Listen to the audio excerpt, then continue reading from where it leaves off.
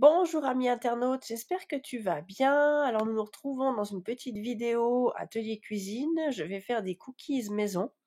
C'est une personne qui me suit sur Facebook qui me les a demandés.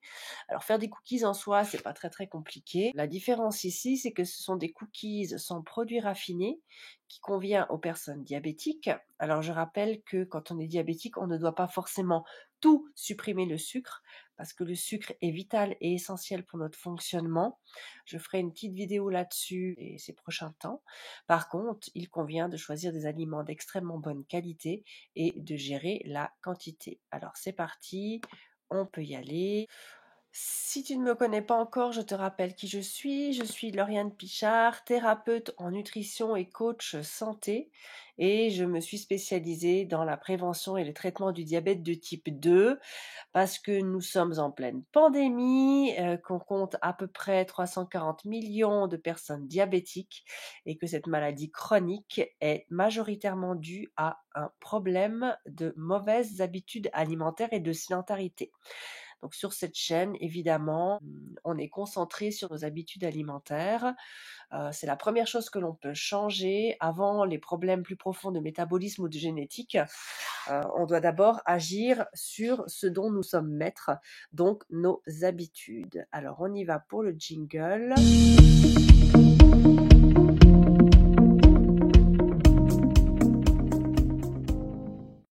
Je vais rappeler avant un peu les principes de base de cette chaîne, parce que si tu es sur cette chaîne, je pense que c'est pour une raison bien précise. Nous sommes dans une optique d'alimentation consciente et responsable, pour une hygiène de vie saine et dans le respect de son corps. Les outils principaux pour être en forme et résister le mieux possible au virus, c'est bien évidemment l'activité physique, l'alimentation saine, le sommeil et la lecture et la nourriture de l'esprit. Sans connaissance, eh bien, on ne peut pas travailler sur son corps parce qu'on ne sait pas comment il fonctionne, hein. Ça, clairement. Sur cette chaîne, on respecte son corps et son fonctionnement.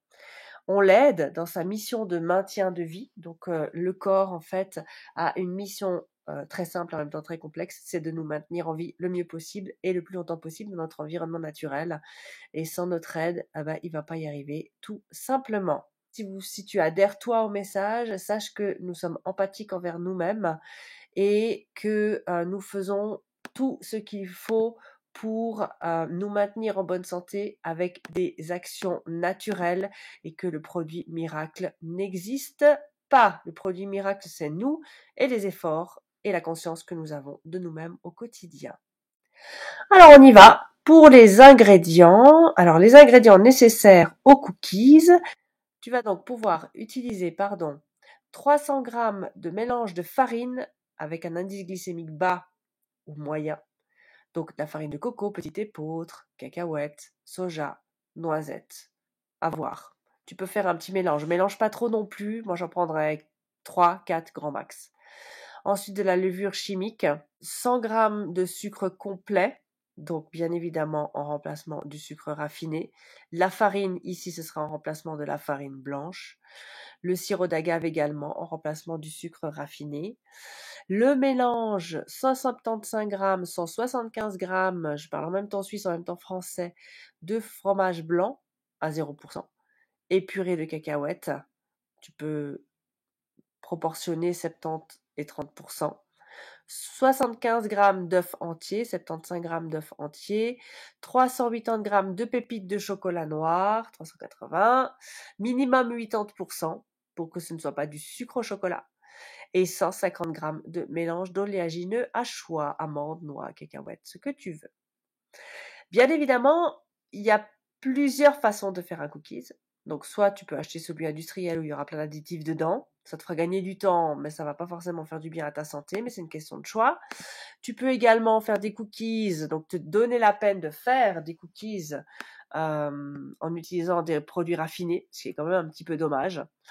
Et après, tu peux vraiment utiliser des produits qui ont un intérêt thérapeutique, surtout dans le cadre du diabète. Donc, les farines à indice glycémique bas, ce sont des farines qui sont plus intéressantes au niveau nutritionnel.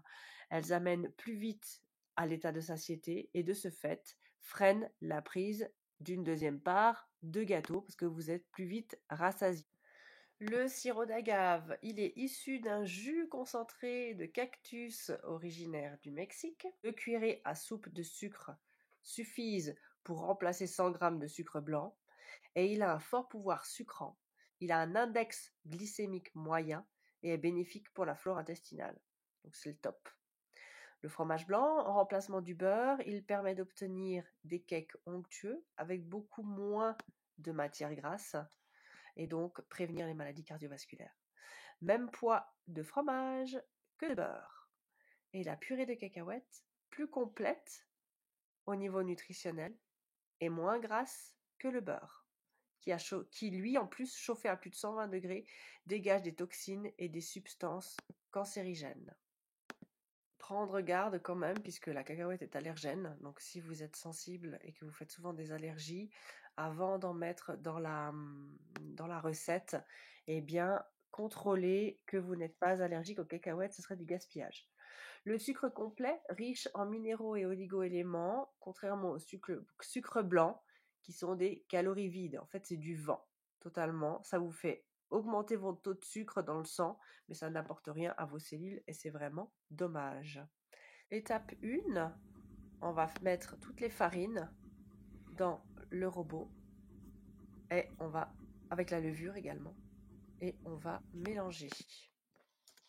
Étape 2, on rajoute le fromage blanc et la purée de cacahuètes. On continue à mélanger.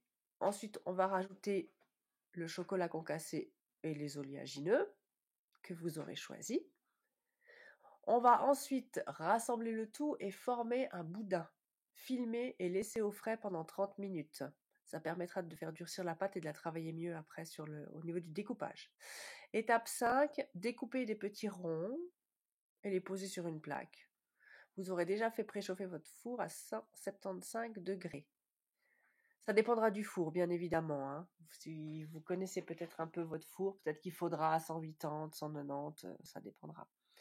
Et ensuite, la cuisson, 20 minutes au four. Je pense que pour le goûter des enfants, c'est parfait.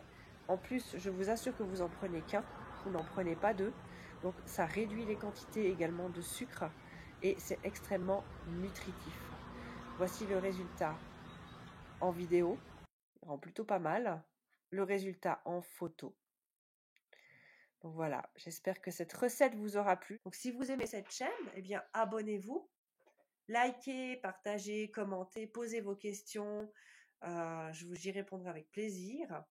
Et si vous voulez prendre contact avec moi, c'est uniquement par email pour exposer votre situation. L'email c'est lpnutrition2018@gmail.com ou sur le site www.lpnutrition.ch. Et sur ce, je vous souhaite une très très bonne journée et à bientôt. Ciao ciao!